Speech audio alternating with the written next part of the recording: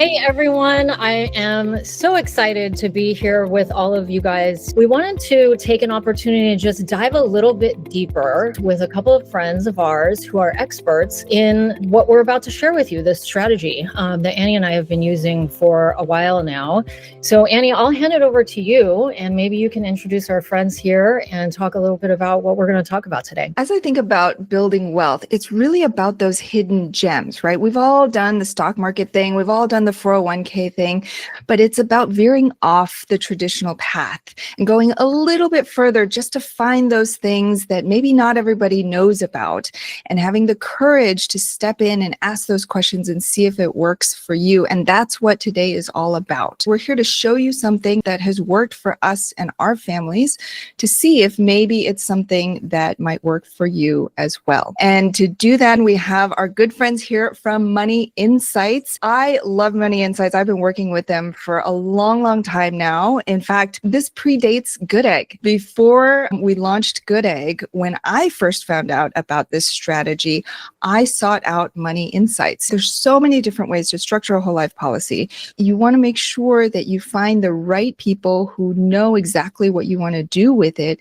so that they can pull all the right levers, check all the right boxes, and design the policy so that you can use it for maximum wealth building benefit. My very first whole life policy was with Money Insights. So I know these guys very well, and I'm very pleased and honored to introduce them to the Goodegg community. Here with us today are Rod Zabriskie, president of Money Insights, and Brandon McConnell, who is a wealth strategist. Welcome, guys. Thanks, Annie. Thanks, Julie. We are so excited to be here and share really what not only we feel strongly about from the standpoint of having helped a lot of people across the country, but we use it ourselves, right? It's that kind of thing. Like anybody who invests should be using this strategy, and we're excited to share with people. But I just want to highlight for people that this is not your typical whole life policy. This isn't like you go down the street and you go find an agent and you're like, I want a whole life policy so I can invest. They're going to be like, what? But this is that hidden gem kind of a strategy where if you do it just right,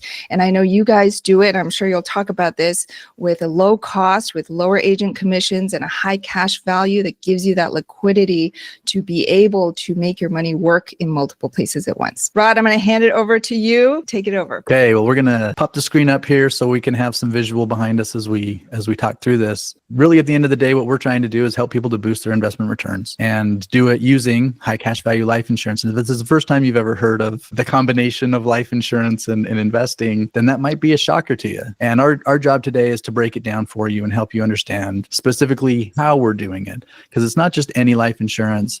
It has to be very specifically designed for this purpose. And then we'll show you how to use it in conjunction with the investments. And ultimately, at the end of the day, why it boosts those investment returns. Now, before we jump into the actual content, we work with a lot of people across the country. We have a couple thousand clients. And what we found is that it's best for people who are investors. Real estate investors is very common. Business owners, high income professionals, really anyone who's investing. Just wanted to kind of throw that out there because if you are someone who already is investing or you're wanting to get into real estate investing, then it's a really powerful concept that can help you. That first policy that I got with you guys was before we had Goodegg. And so I had quit my job already. So I didn't have a steady income.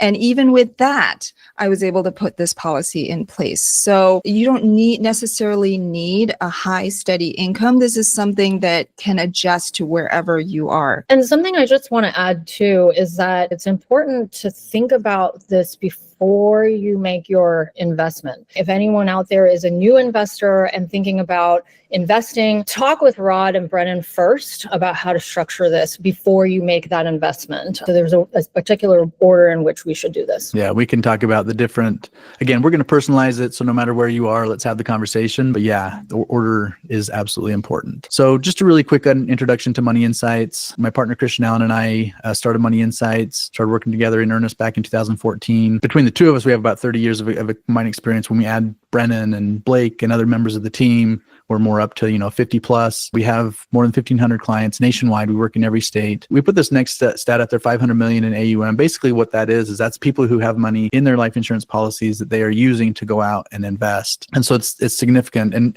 again, we're going to come back to this again and again and again. The policy isn't the investment. The policy is the way that we flow money into our investments. We're in all 50 states. We have a lot of social proof. It's not just the strategy itself, but it's the experience. It's the white glove of making sure people feel comfortable as they're using the strategy. Okay, so I want to talk about the two wealth building playbooks here in America. And we're going to call the first one the Middle America playbook and the second one the Wealthy Family playbook. The first one is probably going to sound really familiar to everybody because it just seems to be, if you talk to anybody about investing, they always default to, oh yeah, I put money in my 401k, or I have a brokerage account and I'm investing in XYZ stocks or mutual funds or ETFs. And it's all about tax deferral, basically the 401k. Hey, I'm going to set the money aside pre-tax and then pay the tax later. It's all about accumulation, building up to a place where I'll have enough money, and that's when I'll know I can retire because I'll have hit this target number that I decided on. It's really based on scarcity. We work with a lot of people who, when they get to that point where they say, okay, I've saved up enough, I think I can retire, but then they don't. They still work another 5 years, or they do retire and all the dreams, the trips they were going to take, or the things they were going to do with their grandkids, they don't dare because they don't dare spend the money. They're fearful about running out of money before they die. We're told that's the American dream, but what we found is it's not. It doesn't turn out to be much of a dream when people get there if they've been just going off of this traditional model. What we've done is we've looked at, okay, what's the Wealthy Family playbook? What kind of rules are they living by? It's the same journey, right? We're working hard. We're building to a place where we're going to be able to retire comfortably and do all the things that we wanted to do. But what does that look like? And so we've kind of built this model to show that. And if you look at the outside ring, these are a very different type of investments. We call them alternative assets because ironically, they're the types of assets that have been around the longest. But again, because most people think of just stocks, bonds, mutual funds, these things turn out to be, we're going to call them alternative assets. But you see them, the real estate, business ownership, and private equity, and crypto and digital assets, etc. It's off the main track. Why? Because you can do different things with these assets. And if you look at that second ring, you see there are principles that the wealthy families are living by. There are specific benefits that they're looking for in their investments that you can't get through just the traditional 401k. So real quickly, leverage. Using leverage is huge in terms of being able to build wealth and build towards this place. Velocity in terms of turning my investments into the next one as quickly as possible, having my money working for me. Cash flow. Okay, so this is the big one because when you compare this against that accumulation model that we talked about, it's very different. What I'm saying on this one is I want to, through my investments, create enough cash flow to replace my working income. How do I know when I can retire? When I've built up enough passive cash flow to replace that income, I don't have to worry about, am I going to run out of money? Well, no, because it's going to keep flowing into my life through these investments. Tax optimization is a huge one. When you talk to people about the kinds of returns that they want to get, and they'll say, oh, well, in the market, I can get, whatever, 7, 10, 15%. But when you take a return and you add tax advantages on top of that with real estate, has really good tax advantages, and you say, oh, well, I'm getting a 10% return through my real estate. Oh, but it also turns out that I'm getting huge tax benefits. Well, now all of a sudden my 10% can turn into 15 or 20% when you start adding these other things up. And then these last two, asset protection and estate maximization, is just about making sure we protect what we have and make the most of what passes on to the next generation. And these are the principles that the wealthy families are living by. And then in the very center, you have what we call the opportunity fund. This is the place where we hold our cash and through which we do our investing. And so when I go out and invest, I take my money out of my opportunity fund, I put it in a real estate syndication or a rental property or whatever it might be, create cash flow, flow that back into the opportunity fund, build that back up and go out and invest in the next thing. So this becomes the centerpiece from which we're working through the principles to invest in the different alternative assets to really create a much better, not just retirement, but legacy passing on to the next generation. I wanted to go through that to create a foundation so that as we're talking about the opportunity fund and how we invest and how we flow the money, that you can get a really good vision of really what that means. All right, so next let's talk about, as people are investing in these types of assets in real estate as business owners, there are specific challenges that you run into. Number one is getting a return in between your investment deals. Having liquid cash is critical, but what is that money doing for me when it's between deals? But it has to be liquid, right? I can't put it at risk and have it out somewhere where it's either illiquid or not safe. And wouldn't it be great if it's creating some tax-free income as it goes? So we needed a better opportunity fund than what most people are using. And what are most people using? A regular bank account. Hey, I just flow it through the bank account because it's easy. I build it up there. I take that money and I invest it. As I create the cash flow, I just capture it back in the savings account, build it back up, go out and invest in something else. And so that becomes the opportunity fund just kind of de facto because that's just all I know about. And it gives me the safety and liquidity. Or I say, well, I don't want to just leave it in my bank account. Let's go find a money market account or a high yield savings account from an online bank. And that improves the return maybe a little bit, but it's still very inefficient. Or someone says, hey, I can't stand having my money just sitting there. I have to do something. So I'm going to put it in a brokerage account while I'm between deals. Well, I think we can all figure out the problem with that. And that is that I'm now putting it at risk. Let's say it's a 2008 kind of situation. Opportunities abound, but my money's down. So it's obviously not the best place. So we don't like any of those because we know we've figured out a strategy where I can get the same safety and liquidity that I need, but I can increase my returns. I have additional pieces I can put in place that improves the flow. And that's what we call the investment optimizer. So next, what I want to do is hand the reins over to Brendan. He's going to walk us through the investment optimizer, how it works, how we set it up. And then after that, we'll get into some examples and show you really what it looks like in practice. Yeah, thanks, Rod. And the investment optimizer is really just another way to add an additional layer of profitability to what you're already doing. So we're not trying to change, what you're investing in or how you're investing. We're just adding this piece to add efficiency to the overall plan. But first, I want to talk a little bit about how the investment optimizer helps us. When we have the ability to leverage high cash value life insurance, it allows us to boost our investment returns. In addition to that, we can do the exact same investing and get a higher return. We can also maximize retirement cash flow. So part of this is we're able to get, again, higher returns in the deals that we're investing in. But on top of that, these policies actually have the ability to turn into an additional stream of tax-free income down the road. And then increased tax savings. These policies and this strategy acts very similar to the way a Roth IRA would work, where after tax dollars are going in, it accumulates tax-free, and then you're able to pull those dollars out tax-free. And then in addition to that, we're able to build generational wealth. Because of what we're utilizing here, which is a life insurance policy, we get a really big tax-free death benefit that pays out at the end of this, which then can go to the next generation. Now,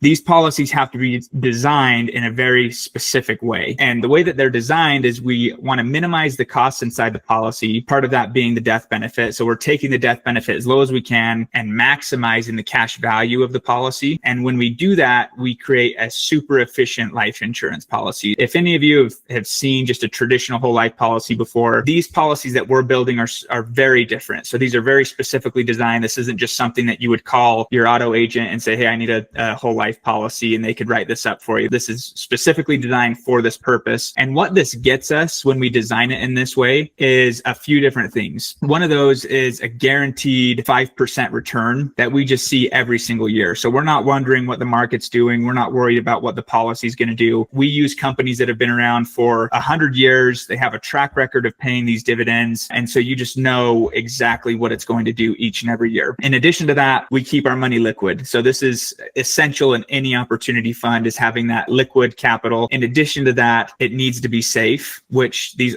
life insurance companies have been around 150 years. It provides a lot of peace of mind knowing that these companies have held this cash for people longer than a lot of banks, or as long as a lot of banks. On top of that, again, it's tax-free. We're not paying taxes on them when we pull the money out, whether that's for investing in real estate syndications or pulling money out as income. Because we're using these life insurance policies, again, we get this tax-free death benefit that comes after we've been able to enjoy all of these benefits while we're living. There's a tax-free death benefit that comes to our children or our legacy or our heirs. And then finally, it allows us to leverage our money in two different places at the same time. And that's what I'm going to dive into here next. But first, I want to go through a little bit of a case study and just illustrate how this works inside of an investment. And so this example is taking $100,000, investing it into a debt fund, just something that's very steady, 10% return. Over 15 years, that 10% return is going to accumulate to $250,000. That's our 10% return. By utilizing the investment optimizer, we're going to see that return bump to 13.04%, or in other words, an actual cash that we receive is $325,377. So you can see that we are simply adding an additional layer of profitability. So it's the exact same investment that we're doing. We're just adding the investment optimizer, the perfect opportunity fund, instead of using a traditional bank account. How do these policies policies actually work. This is our example. Dr. Z is what we call him. Dr. Z puts money into his opportunity fund, into the investment optimizer. When you fund money into an investment optimizer policy, that gives you access to a much larger bucket of money, which is represented by this much larger bucket. And that is the general account of the life insurance company. So when we go to take a loan from our policy, the money isn't coming out of our bucket. The money's coming from the general account. That loan hits our account. We then take that money and invest it into a cash flowing investment. And as that cash flow kicks out, we're going to funnel that money back into our opportunity fund so that we can rebuild our account so that we can go out and make another investment. And we're just going to keep repeating that process over and over again. The cool part is there's this divider here between our bucket of money and the general account of the insurance company. That's very strategic and on purpose, because what's happening is when we take that loan, our money sitting in our account continues earning compounding interest as if it never left. So we're able to use our dollars again in two different places at the same time. Our money continues compounding inside of our policy. And in addition to that, we're able to use that loan from the general account and invest into a cash flowing investment. I want to make sure you heard what Brendan just said. So normally growing up, we're taught if you have $10 in your wallet, you can only choose one thing to do with that $10. But what we're talking about here is all of a sudden you get to put it in two places, because that money is going to grow inside your whole life policy.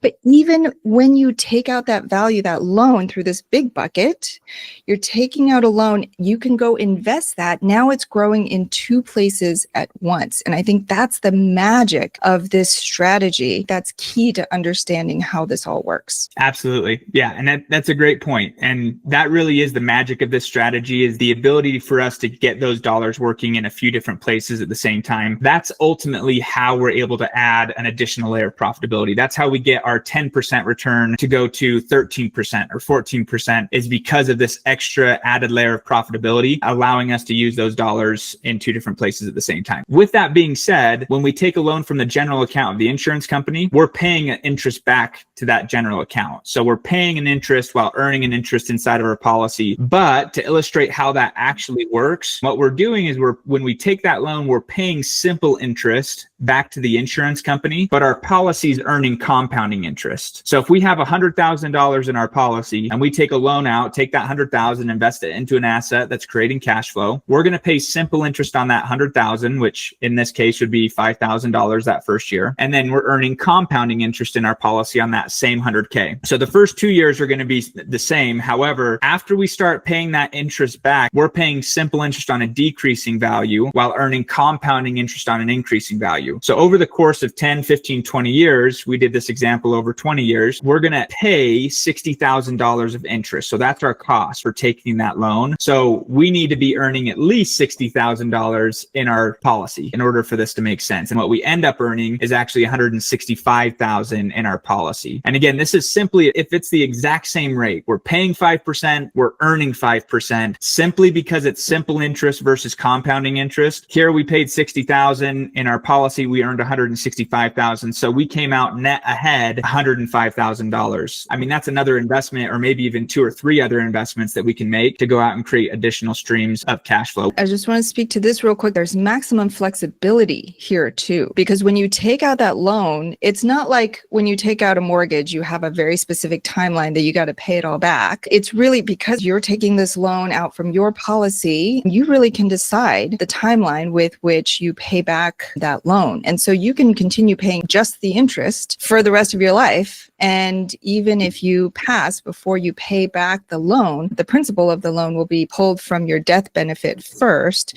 and then the rest of your death benefit is paid out. What I love about that is just it gives you so much flexibility as you're thinking about how to use this opportunity fund. It's a phenomenal point. And that's a huge plus, right? It's not like a loan or even a line of credit that you would get where if you use it, you have to pay that interest each and every month. It's way more flexible than that. That becomes particularly handy with somebody investing in, let's say that there's a multifamily deal that doesn't necessarily have cash flow the first year or two. And so there isn't any cash flow to pay this loan back, but there's a big liquidity event in year 4 or 5. These policies still work incredibly well in those scenarios. So regardless of if it's a pure cash flowing investment like a debt fund where you're going to see that 10% come in right away, or if it's a multifamily deal where you can get 20, 25% return, but there's not necessarily a consistent cash flow coming in from those kind of deals. It's more of liquidity events. These loans are super flexible and can just work with you. Maybe just to recap what we've talked about so far, let me go through kind of what people are traditionally doing, which is they're building up their funds in their bank account because, again, it's an opportunity fund that's safe, predictable, and liquid. So they build up those funds in the bank account. They remove those funds from the bank account to invest in a cash flowing asset. As that investment produces that return, they flow that money back into the bank account so that they can repeat that process. What we're proposing, what we're showing here is the investment optimizer. And it's the exact same flow of money. We're just replacing the bank account with a much more efficient account, which is our opportunity fund, the investment optimizer. Instead of capitalizing or building up funds in the bank account, we're building up funds in our investment optimizer policy. Instead of withdrawing the funds to invest, we strategically take a loan against the policy, invest in whatever asset we're going to. As that asset produces a cash flow, we flow that cash flow back into our policy to rebuild our account so that we can go out and repeat this process and invest in another deal. And I think what would be helpful from here is maybe if Rod, you want to jump into just a side-by-side comparison and illustrate exactly how this looks. So we've talked about the flow. We even gave an example of a single investment turning 10 into 13. Well, in reality, people are going to invest in multiple things. As we're doing this and as we go through this cycle, I'm capturing that money back and I'm going to go out and invest in something else. I may still have the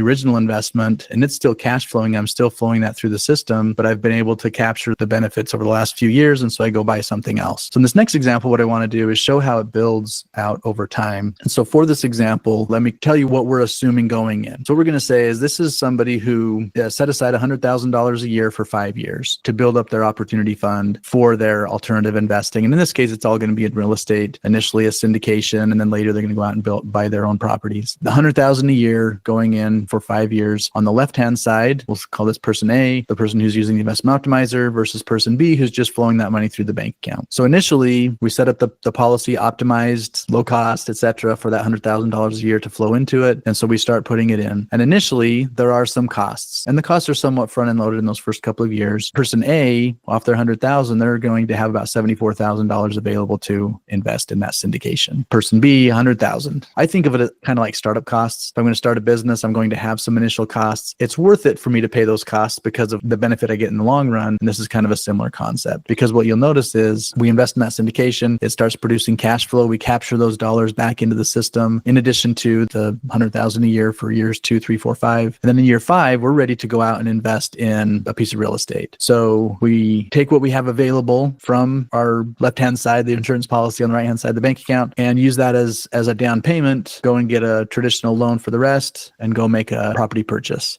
create more cash flow coming off of that. And we're just assuming 15% cash flow. Sometimes when I present this, people are like, man, I only wish I could get 15%. And others are like, I wouldn't do it if I only got 15. So it's not necessarily important what the return is as much as that we're applying that equally across both sides and capturing that back in the system. It comes back in, we build it back up. In year 10, we go out and buy another property, but we're still flowing from the original syndication. We're still flowing from the property we bought in year 5. Again, capturing all that back, flowing it back through, buy another one in year 15, buy another one in year 20. And the point is that as we continue to flow it through the system and we're capturing the benefits of paying simple interest, earning compounding interest, the consistency of the way the money grows in the policy, et cetera, just over time, we end up with more value to the point where by year 20, we have more than $2 million of additional value by having invested through the investment optimizer instead of just using a regular bank account. And that's huge. Compounding growth, et cetera. And there's death benefit and, all these other things that we don't capture here, that the tax benefits aren't captured here either. So the point is that over time, we just end up with a lot more value by having flowed it through the investment optimizer, doing the exact same investing that we were otherwise going to do anyway. So let's circle back a little bit and go back to our kind of wealthy family playbook. We talked about the investment optimizer being the core from which we're flowing through to our using the principles into our investments. And for that opportunity fund, we're suggesting that the investment optimizer is the best way to do that. We're able to create more wealth and have additional tax advantages, more cash, like tax-free cash flow in retirement, et cetera, by having used that as the vehicle. So higher investment returns, consistent cash flow, optimizing retirement income. We call it phase 2. Phase 1 was flowing my money through my investments. Phase 2 is I get to a place where now I'm living off the cash flow. Well, now I've built up a bunch of value inside of my policy that creates additional access to tax-free income in retirement. Again, real tax savings. I say real because in the Middle America playbook, they think they're saving on taxes. They may or may not be by putting money in the 401k. It's all about what's my tax bracket bracket now versus what it's going to be later. But that's just a tax deferral. I'm going to pay the tax. But in this case, with alternative assets, I'm creating real tax savings. There's risk mitigation and asset protection that comes naturally with life insurance, again, accelerating the rate. And so really what can Money Insights do? We can teach you how to implement the investment optimizer strategy. We can have personal conversations and really customize the strategy for an individual, teach you how to maximize tax-free income, and really accelerate your path to financial freedom. So if you'd like, schedule a meeting. Myself, Brennan, Blake, we have a team, different people that can sit down with you. And really our whole goal would be just to learn about kind of your situation, what kind of investing you are doing, what you want to do in the future, and then we can show you how the investment optimizer can help you. Our goal with this short presentation is not for you to understand everything that there is to know. It's the goal to just for you to figure out, is this something I want to look into further, or this doesn't seem right for me? So don't get overwhelmed. For those of you who have already figured that out, great. Take the next step, schedule a call with the Money Insights team, and they will take it from there. For those of you who are still like, not really sure, we've got some frequently asked questions that we're going to put Rod and Brennan in the hot seat for. So you guys game for that? Ready.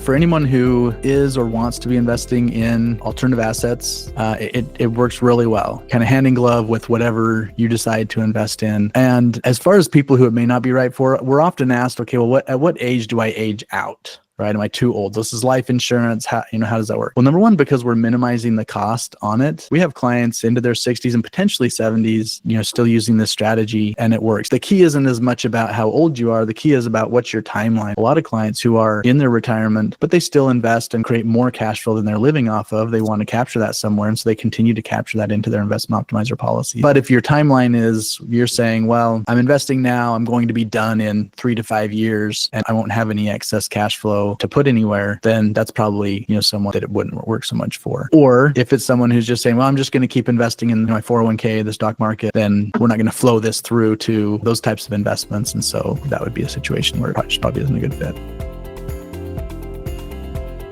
A lot of people are used to thinking of life insurance in the sense of like term life insurance, where every little bump in rating up or down makes a huge difference in the premium that you're paying. Because we're structuring the policies and reducing the death benefit as much as we can, and then overfunding it with as much cash as we can, anything relatively middle of the row or better is going to be an amazing policy. It's going to look really good. So you don't have to have perfect health, as simple as like high cholesterol. What's funny is the insurance companies, if they see that you're taking care of it and you have maybe some medicine that you take, you can still qualify for some of the best rates. On top of that, I would also mention that even life-threatening illness, maybe cancer or something, it depends on how long ago you've had the cancer. Even people that have had cancer in the past but are cancer-free for 5, 6, 7 years, there are insurance companies that we can use that we can still get maybe not the best rates, but good enough rates where the policies still look really great. The strategy can definitely work.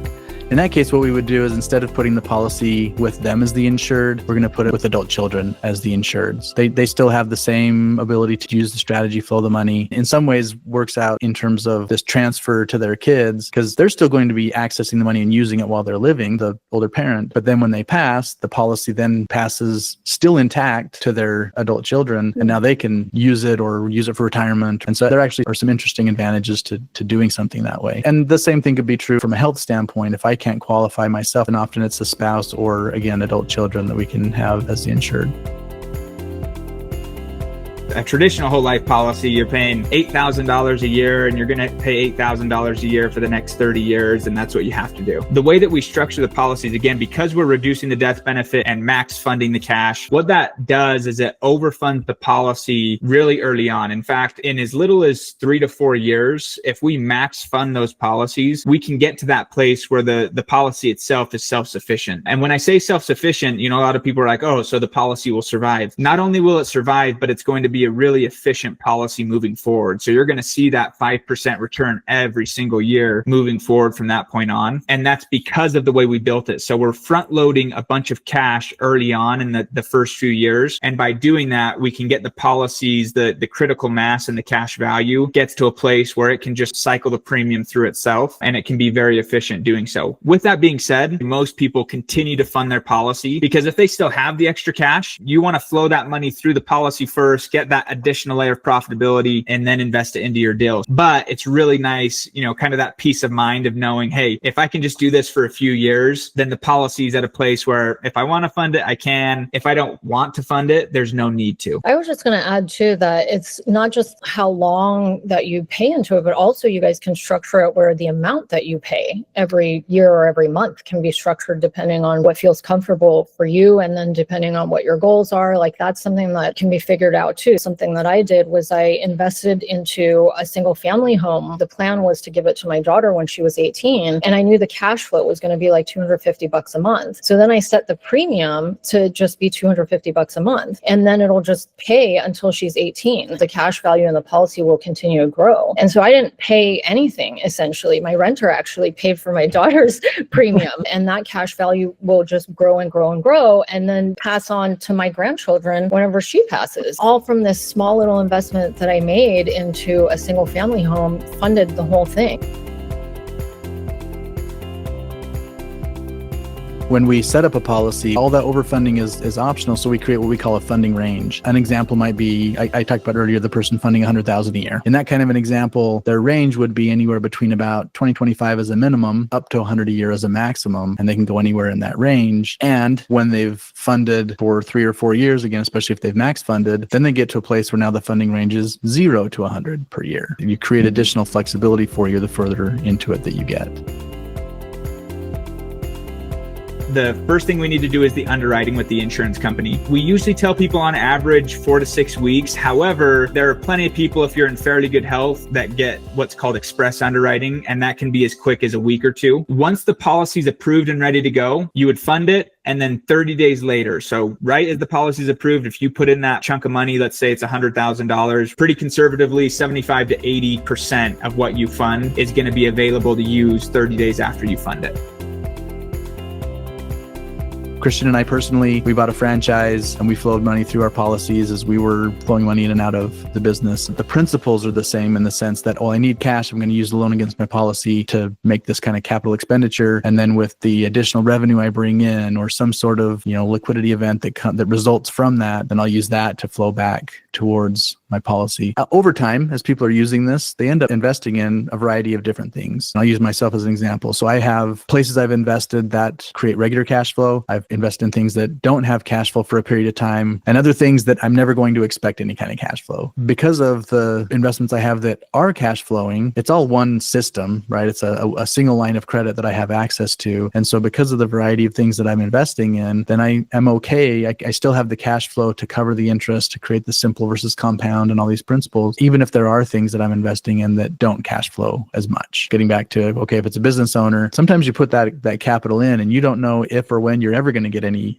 additional revenue back. And so that's okay, because built in with the overall picture, you can kind of create some of that flexibility for yourself.